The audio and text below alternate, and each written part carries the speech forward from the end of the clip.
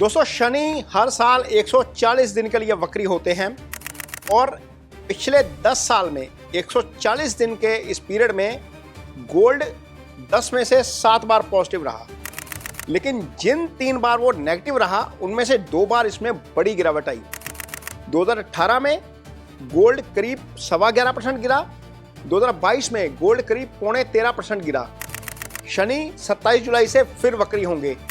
क्या दोबारा वही पोजीशन बन रही है जो 2018 में बनी थी और 2022 में बनी थी?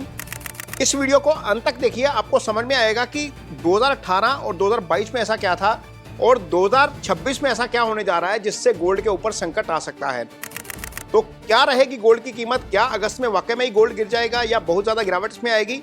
इस वीडियो में अंत तक बने रहेंगे तो आपको इसमें समझ में आ जाएगा। वीडियो की शुरुआत करेंगे डाटा के साथ और आपको सारा कुछ समझाएंगे वीडियो के अंत में। नमस्कार, मेरा YouTube पेज एस्ट्रोनॉलेज पर आपका स्वागत है। मैं हूं नरेश कुमार। सबसे पहले उन दर्शकों का धन्यवाद जिन्होंने पेज को सब्सक्राइब किया है, पेज के वीडियोस को शेयर कर रहे हैं, लाइक कर रहे हैं और कमेंट बॉक्स में हमें अपनी राय भी लगातार भेज रहे हैं। दोस्तों आज के वीडियो में बात करेंगे शनिदेव की। शनिदेव वक्री होने जा रहे हैं। 27 जुलाई को शनिदेव वक्री होंगे और 11 दिसंबर तक वक्री अवस्था में रहेंगे। तो मैंने एक पिछले 10 साल की रिसर्च की कि शनि जब वक्री होते हैं तो गोल्ड के ऊपर इसका क्या इम्पैक्ट आता है। हालांकि सिल्वर के ऊपर भी साथ में ही चलता है, लेकिन गोल्ड के ऊपर, चूंकि गोल्ड एक ऐसी कमोडिटी है जो थोड़ा सा कंसिस्टेंटली ग्रो भी करती है और कंसिस्टेंटली रहती है, क्योंकि सिल्वर का मूवमेंट बहुत ज़्यादा अप्स एंड डाउन्स वाला है, इसलिए सिल्वर को इसमें शामिल नहीं कर रहे, सिर्फ गोल्ड को इस रिसर्च में शामिल किया है।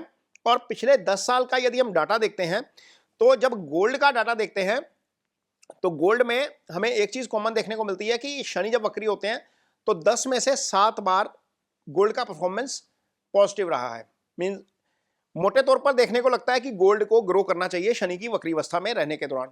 वैसे भी मेटल इंडेक्स यदि हम निफ्टी का देखते हैं तो निफ्टी का मेटल इंडेक्स भी ऐसे ही परफॉर्मेंस करता है। पिछले 11 में से 8 बार निफ्टी का मेटल इंडेक्स भी अच्छा रहा है। तो ये वीडियो भी खैर मेरे पेज के ऊपर पोस्ट हो रही है जो मेटल निफ्टी की थी। और गोल्ड सिल्वर के ऊपर या गोल्ड के ऊपर मानिए तो डाटा जो कहता है वो पॉजिटिविटी की तरफ इशारा करता है, लेकिन जिन 3 साल में वो गिरा उनमें से 2 साल जब वो ज्यादा गिरा तो ऐसी कौन सी प्लैनेटरी साइकिल थी, क्या सिचुएशन थी वहां पर जब गोल्ड गिरा? तो क्या वैसी ही कोई प्लैनेटरी साइकिल दोबारा बन रही है? तो अगस्त का महीना बीच में आएगा, क्योंकि 27 अगस्त को शनि वक्री हो जाएंगे और इसी बीच 24 अगस्त को बुध मार्गी भी हो रहे हैं, 24 जुलाई को बुध मार्गी भी हो रहे हैं। तो बहुत सारी चीजें हैं जो अगस्त में होंगी। मंगल चेंज हो जाएंगे अगस्त में, सूर्य चेंज होंगे, शनि वक्री रहेंगे। तो बहुत सारी चीजें जब चलेंगी तो क्या इसका असर नजर आएगा गोल्ड के ऊपर, इस वीडियो में पूरा विश्लेषण करेंगे। पहले आपको समझाते हैं कि प्रीवियस जो है हिस्ट्री क्या कहती है, उसके बाद फिर इसका टोटल विश्लेषण करेंगे। तो 2016 के डाटा से शुरू करेंगे। 2016 में 25 मार्च को शनि वक्री हुए थे, 13 अगस्त तक वक्री रहे थे।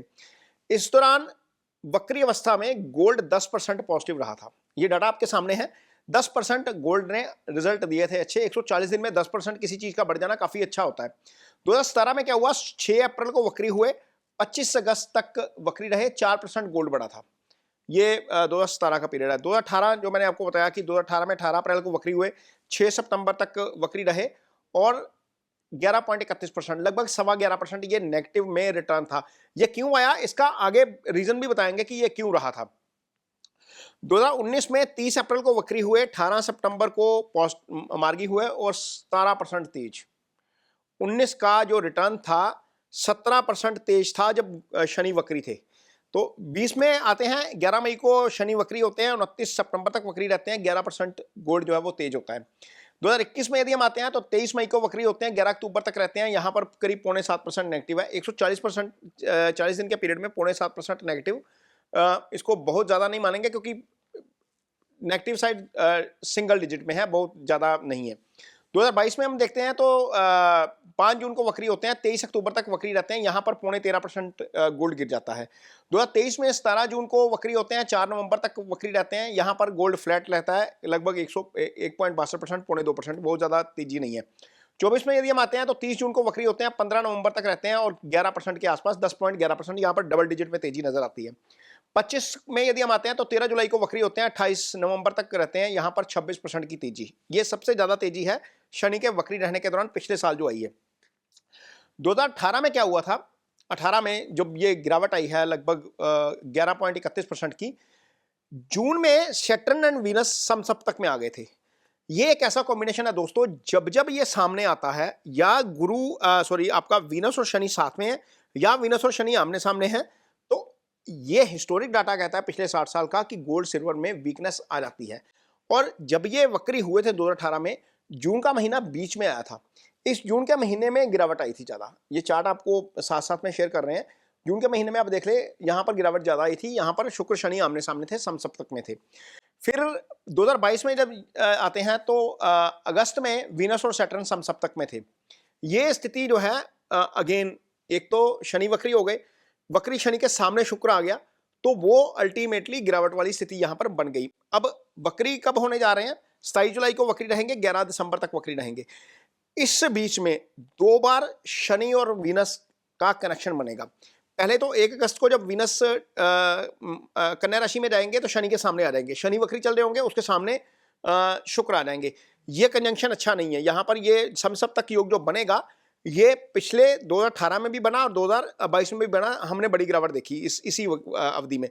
और उसके बीच में 6 नवंबर से 22 नवंबर तक एक बार फिर शुक्र शनि के सामने आएंगे, वक्री होकर आएंगे। लेकिन यहाँ पर दो पीरियड ऐसे बन रहे हैं कि ये वीक है।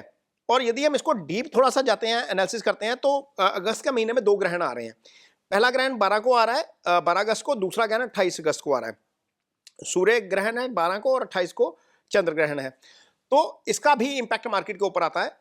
मोटे तौर पर यदि हम देखें तो इस समय क्या हो रहा है, इस समय यहां पर आपको second week of August week नजर आता है।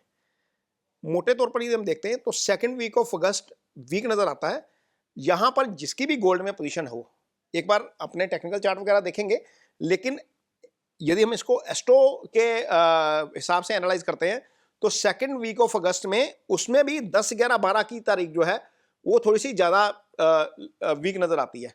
तो होता क्या है, कई बार जैसे पिछले साल अक्टूबर में हुआ था, अक्टूबर में उसने 3rd वीक ऑफ अक्टूबर में ये सेम कॉम्बिनेशन बना था, उसने अक्टूबर में ही 15-20% गिरा दिया था। तो एक हफ्ते में गिरा दिया था, बाद में रिकवरी कर गया था। भूचाल जो है वो 1 हफ्ते के लिए आता है, 10 दिन के लिए आता है, उसके बाद वो रिकवरी कर जाता है। लेकिन वो पीरियड कौन सा है? वो लगभग सेकेंड वीक ऑफ अगस्त दिखा रहा है। हालांकि सावधान तो हमें तभी हो जाना चाहिए जब शनि वक्री होंगे। कोइंसिडेंस देखिए, 27 को शनि वक्री हो रहे हैं, 28 को फेड की मीटिंग है, 29 रात को उसका आउटकम आएगा। तो क्या फेड की मीटिंग का आउटकम का कोई शनि वक्री से कनेक्शन है? ये क्या शनि वक्री का असर उसके ऊपर नजर आएगा? यदि फेड ने थोड़ा सा भी हॉकिश स्टैंड ले लिया, जिस तरह से पिछले मीटिंग में उसने लिया था, तो यहां पर क्या हमें अगस्त फर्स्ट वीक में रिजल्ट नजर आ सकते हैं? तो बिल्कुल आ सकते हैं, क्योंकि शुक्र शनि आमने सामने रहेंगे, वो तो 1 अगस्त से शुरू हो जाएगा। लेकिन शनि वक्री का रिजल्ट आपको इसलिए ज्यादा 11 को मैं बोल रहा हूं, क्योंकि इस दिन 3 प्लैनेट शुक्र शनि के नक्षत्र में रहेंगे, पुष्य नक्षत्र में रहेंगे। ये चार्ट आपके सामने चल रहा है, चंद्रमा भी उस दिन पुष्य नक्षत्र में रहेगा। चंद्रमा कारक होता है किसी भी चीज का। तो अल्टीमेटली होगा क्या, सूर्य भी है शायद वहां पर, बुध भी रहेंगे। तो 2 और 3 प्लैनेट जब आपके 11 अगस्त का यदि हम चार्ट खोलेंगे तो थोड़ा सा वीक नजर आता है। तो उससे 48 घंटे पहले और 48 घंटे बाद का पीरियड एस्ट्रोलॉजिकली हम मान के चलते हैं कि वीक होता है। तो मोटे तौर पर सेकंड वीक ऑफ अगस्त जो है वो थोड़ा सा वीक लग रहा है, बुलियंस के लिहाज से या गोल्ड के लिहाज से कह लीजिए। यहां पर चीजें जो है वो ऐसे रहेंगी। यदि हम थोड़ा सा आगे चलेंगे, क्योंकि इसने वक्री रहना है अगस्त का महीना, सितंबर का महीना, अक्टूबर और नवंबर।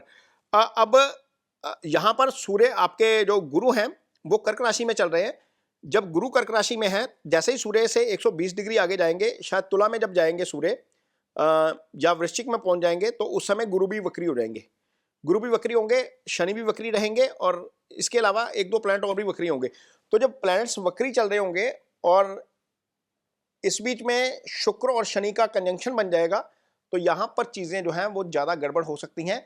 इसीलिए मैं बोल रहा हूं। और 31 अक्टूबर का क्या होगा, 31 अक्टूबर को गुरु राशि बदलकर आगे निकल जाएंगे, 5 नंबर पे आ जाएंगे, केतु के साथ आएंगे। वो एक इंपॉर्टेंट इवेंट है इसके लिए, पूरे वर्ल्ड के लिए, फाइनेंशियल मार्केट्स के लिए। तो वहां पर तो एक मैंने वीडियो डिटेल में डाला हुआ है, जो मेरा सूरत का प्रेजेंटेशन था। लेकिन मुझे इस पीरियड में 2 बार ऐसा लग रहा है, एक तो सेकंड वीक ऑफ नवंबर खराब लग रहा है, दूसरा मुझे second week of August astro cycle के लिहाज से खराब लग रहा है। तो जो भी ट्रेड करते हैं, ये सिर्फ आपकी जानकारी के लिए वीडियो बनाया जा रहा है। इस वीडियो का मकसद ये नहीं है कि आप वीडियो को देखकर किसी तरीके का निवेश करें या किसी तरीके की स्पेकुलेशन करें। ये वीडियो आपकी जानकारी भर के लिए है। इस वीडियो को देखिए, डेट्स को नोट करिए, और लेवल अपने देखिए, आप अपने कुछ लोग टेक्निकल फंडामेंटल्स सारा कुछ देखते हैं, टेक्निकल लेवल के ऊपर भी आपको नजर आएगा कि वहां पर ही चीजें जो है वो थोड़ी सी पीक आउट होती हुई आपको नजर आ सकती हैं। तो ये डेट्स हैं, इन डेट्स को संभाल के रखिए, डेट्स को देखिए, ये डेट्स आपके बहुत काम आएंगी। ये जो वीडियो है ये निवेश सलाह नहीं है, इस वीडियो को देखकर कोई भी निवेश मत करिए, अपने निवेश सलाहकार की मदद जरूर लीजिए किसी भी तरह का निवेश करने के लिए। वीडियो आपको कैसा लगा इस पर कमेंट बॉक्स में अपनी राय जरूर दीजिए। यदि वीडियो अच्छा लगे तो उसे शेयर जरूर करिए, पेज को सब्सक्राइब जरूर करिए। इसके साथ ही मुझे दीजिए इजाजत, नमस्कार।